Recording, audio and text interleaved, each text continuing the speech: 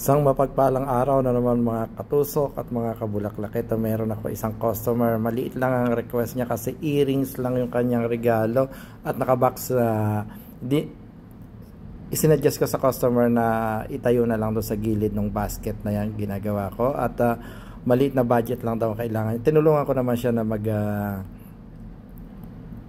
mamili ng bulaklak at isinadjust ko nga ang baby rose para medyo malaki-laki yung arrangement at maliit na basket lang yung sinuggest ko sa kanya kasi ayaw niyang masyadong magastos.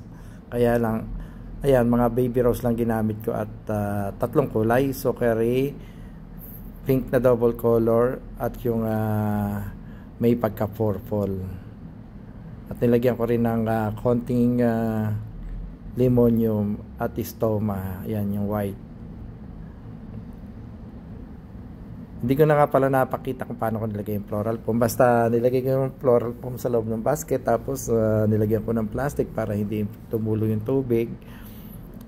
At sinicure ko ng glue at masking tape.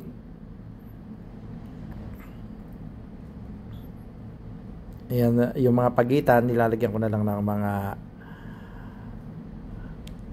maliit na bulaklak para hindi na makita yung floral foam. Ayan na nga, tapos na.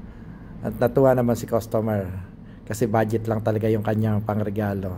Yan, maraming salamat. Have a nice day.